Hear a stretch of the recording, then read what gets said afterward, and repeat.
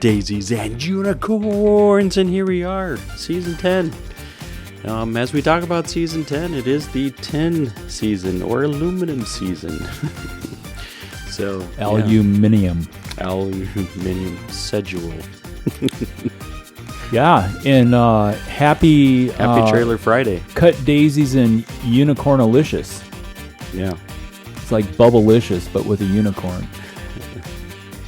Yeah, you'll have a special cut daisies and unicorns scenery with the colors of the rainbow or something. There's a rainbow of love. Yeah.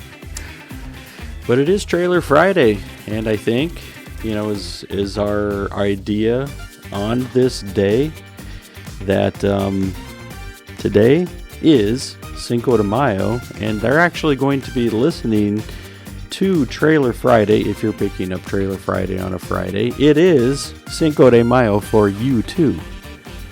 The 5th of May. It is. So do you celebrate the Cinco de Mayo? Back in the day. Mm-hmm. Back in the day when pretty much 2 meals a day, 5 days a week, I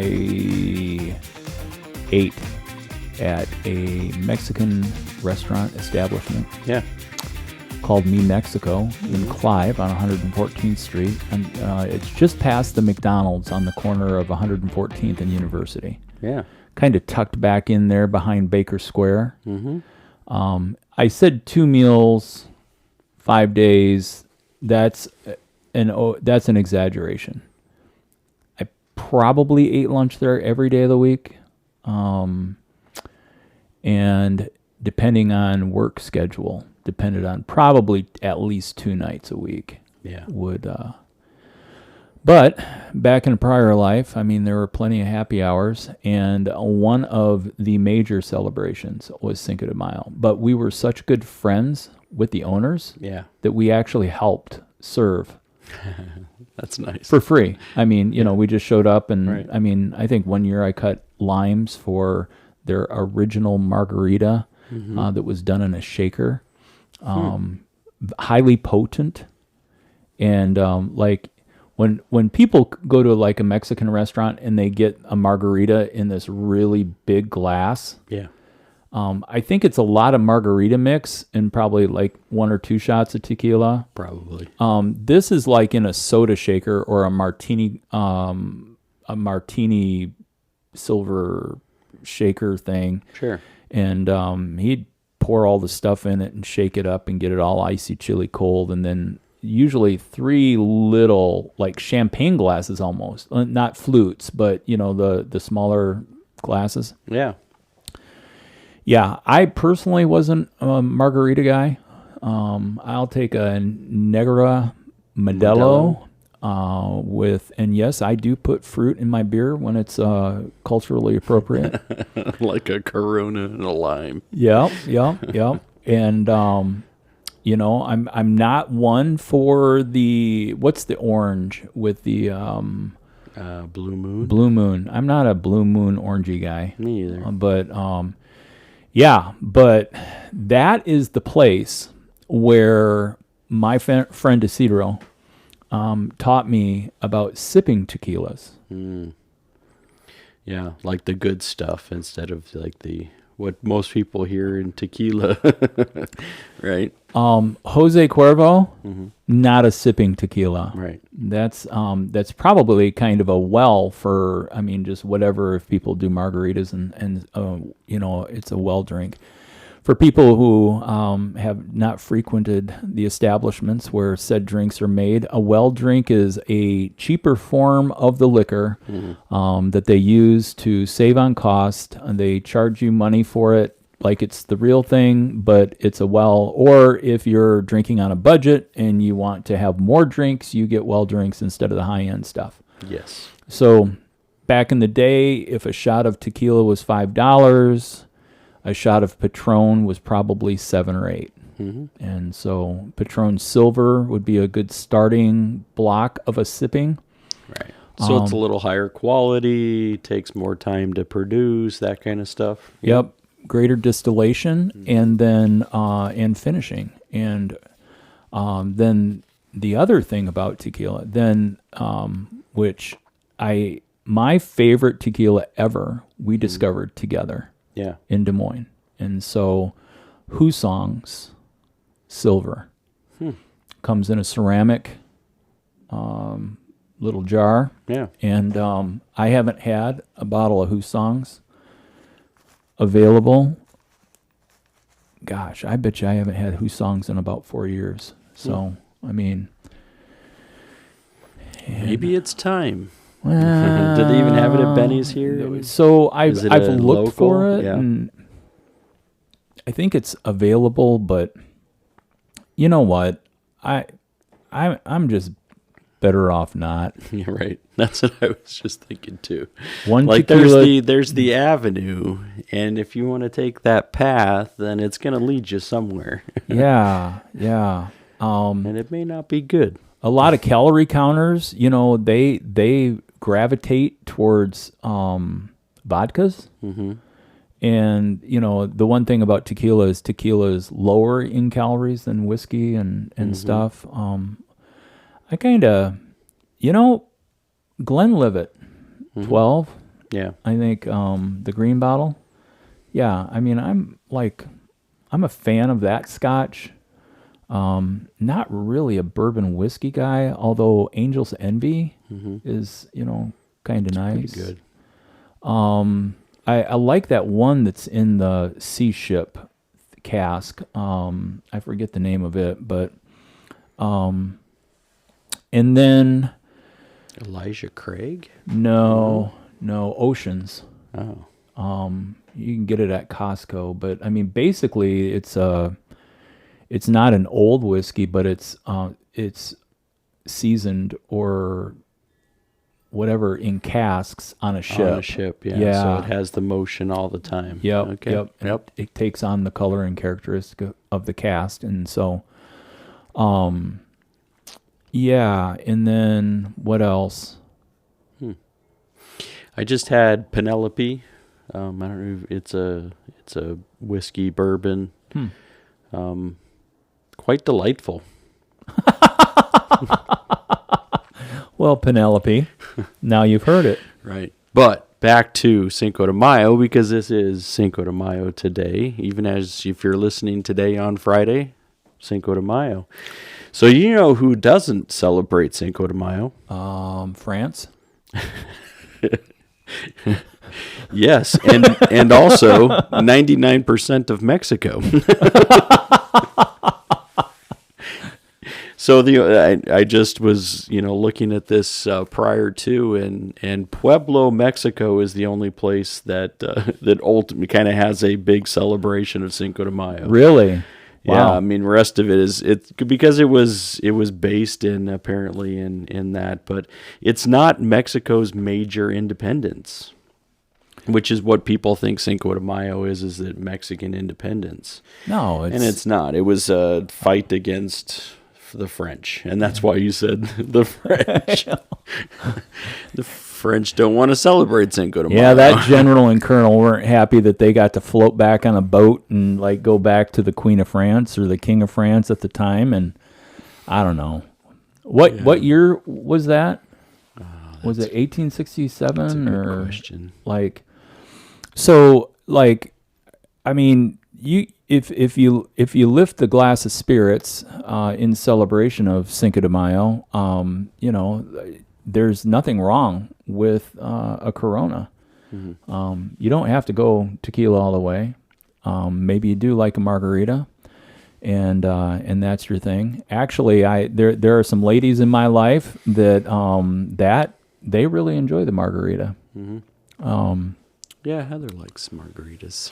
But 1862 was the French Empire at the Battle of Puebla. Okay. Well, why I ask is because I was thinking about the French and the Spanish people who took on the Knights Templar and exiled them and all of that stuff, and was just wondering in correspondence. But so that about 400 years later, then there was a big fight, right, in Mexico. Mm-hmm. Yeah. Yeah, so as you are, if you recognize Cinco de Mayo, I mean, you'll notice that this is a lot of the United States gravitated towards the celebration of Cinco de Mayo. I mean, restaurants, Mexican restaurants, especially the Americanized, Mexican foods. Sure. They always have. I remember going to what was the Macayos in Arizona.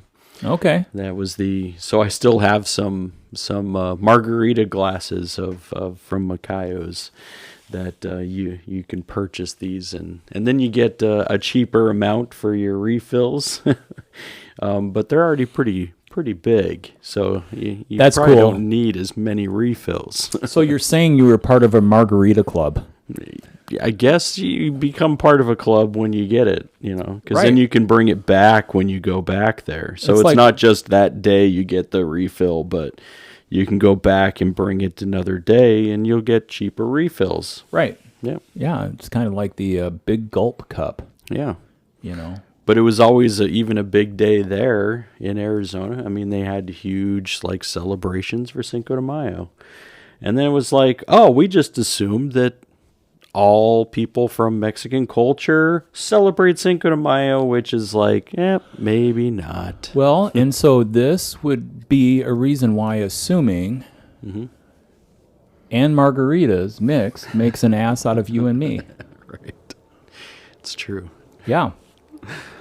It is true. Yeah. So Cinco de Mayo today, Trailer Friday, the 10 season of Cut Daisies and Unicorns. So what are we talking about on the full episode on Sunday, Steve? What's Phil? what's before us? Phil, give me an F. F. Give me an O. O. Give me an M. M. Give me an O. O. What's that spell? FOMO. Coming to you on Sunday at 7 p.m. Central. And you can let it be standard time if you like. But we're talking about the fear of missing out. Continuing our discussion because we like to back up and put it on a hitch. Just continuing the theme of what it means to have, what's the word I'm looking for, Phil?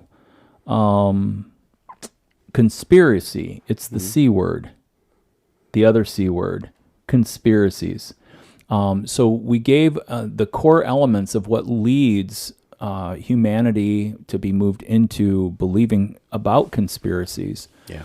And then what we do is we go into a psychological analyzation of why are certain people groups or why do humans, why are they given to conspiracy? And it's for seated in and based in the fear of missing out. That there is a group, oftentimes in a place of authority, that are withholding information.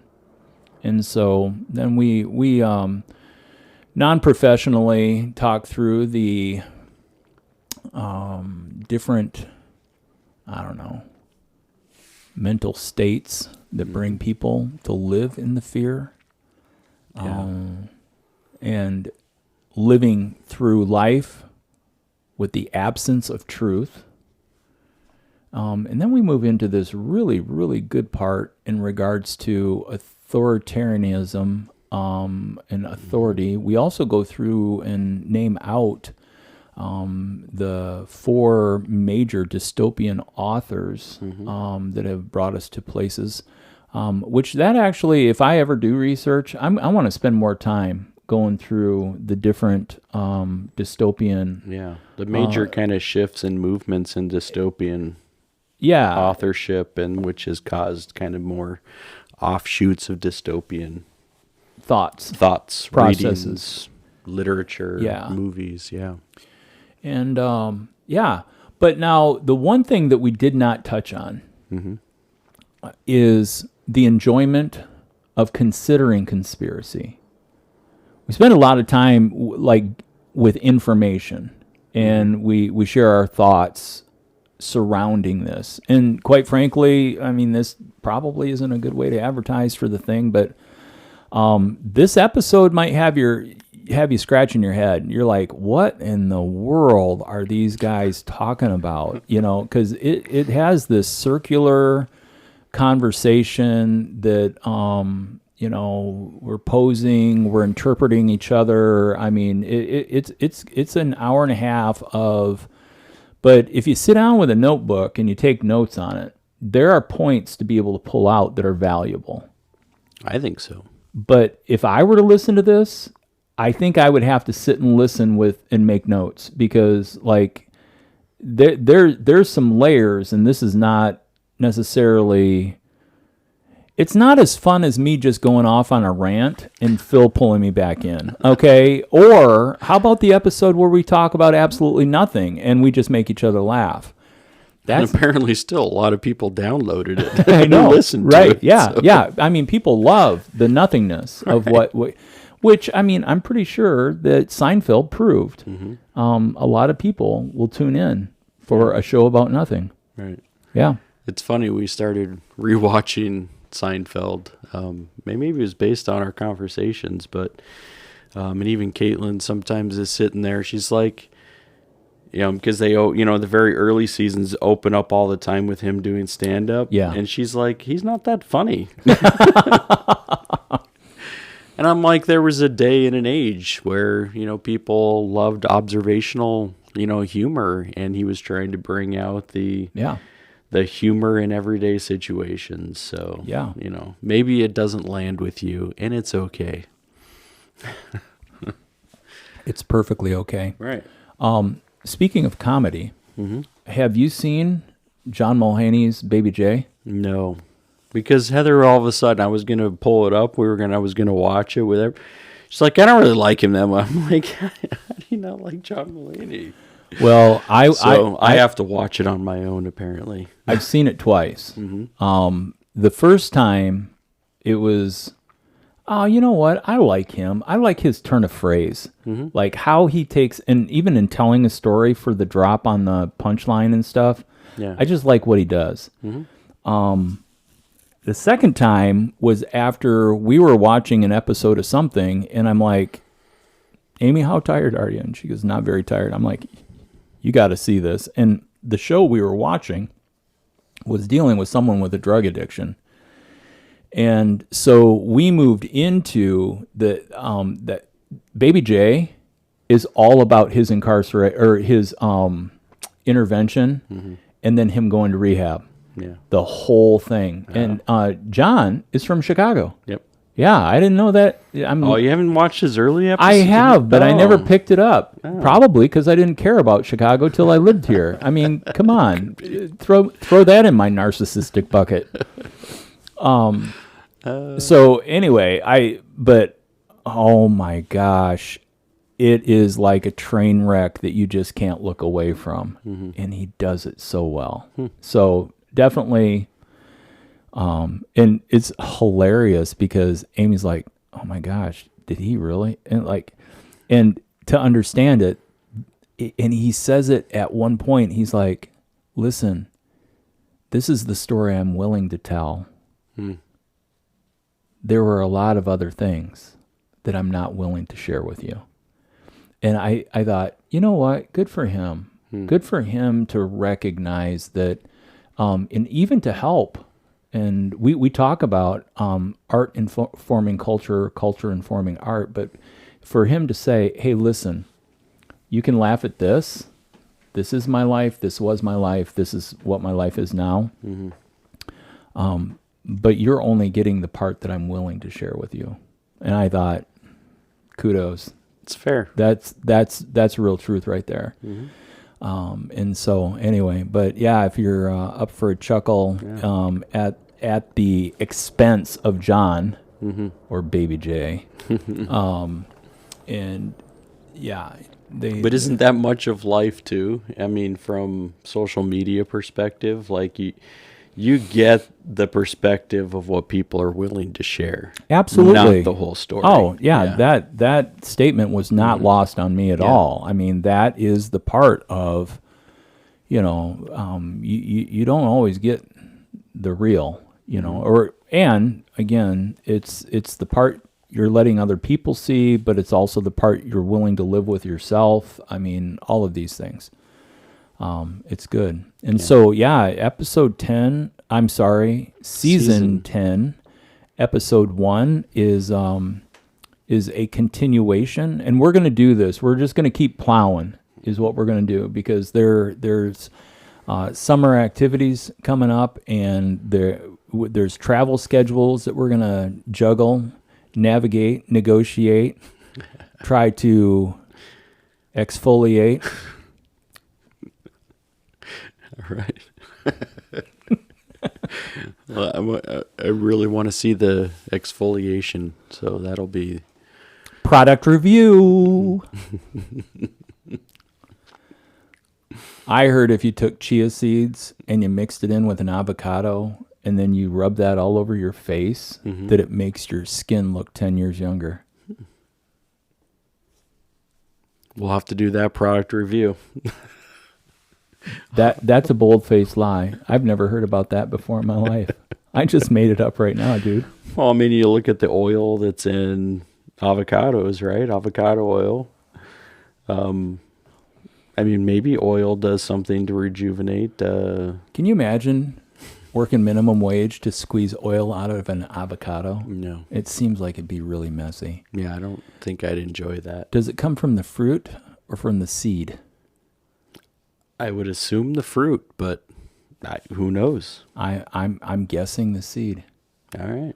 I'm guessing that somebody's making guacamole, and they take the skin and the seed and they put it in a press, and I bet it's the seed or the pit of the avocado that produces the oil. Yeah. I could not verify nor discredit your statement. If only there was technology that would allow us to find out that information. Yeah. And somebody right now is Googling as we're talking about it. How is it? Where does the oil come from? But what we do know is avocado oil used for cooking or whatever things you use avocado oil for. Yeah. That in itself, we know that it's not made from grape seeds. No. It's not made from peach pits. Right. It's not made from baby back ribs. Man, I'm hungry. I mean, it is about that time. It is. It is. Yeah. I mean, so when you're considering, because it's also, avocado oil is not a high temp oil. Like, you shouldn't be, I think. A lot of things that you shouldn't be. Right. I think that's the correct part about it. Like, you can use avocado oil for a lot of things, but not to fry things. Yeah. I think is the background behind that. So be careful of the temp. Just be careful. Well, and there you go. I found out the answer. Yeah. Avocado oil is pressed from the avocado fruit. You win. You win. You are the winner. I don't think I wouldn't consider myself the winner in that, because I could neither confirm nor deny. So I could have said, I guess I did say I think it comes from the fruit, but I didn't. I don't know. So I'm glad you verified. But it's backwards to what you were thinking. It's mild taste and high smoke point. Oh, so make it a popular cooking oil. But you can also consume it raw. Avocado oil is very similar to olive oil in terms of utility and nutritional value. Good to know. All right. That is the more you know. And they call, how a peach has a pit? Yeah. The center of an avocado is called the stone. Oh. It's an avocado stone. Got it. So you wouldn't just say the pit? Apparently not. Okay. It's all right. Now I know. So, the more you know. Splish, splash, I was taking a bath all upon a Saturday night. Right. Rub dub, I'm looking for grub. Oh boy. All right, so I think there's a lot for you to learn in the full episode Sunday. Hopefully you take some time to actually listen to the episode and you can learn a little bit about maybe yourself, maybe it's things in our culture. Cultural things. Cultural things. All the things. All of them. Learn it. Culturally. Grow in it. Evolve. Evolve into it. All right. Have a great Cinco de Mayo or whatever day you're listening to this. May that be the day that you're celebrating because you have the opportunity to. Oh, show. All right. Take it easy, everybody. Peace.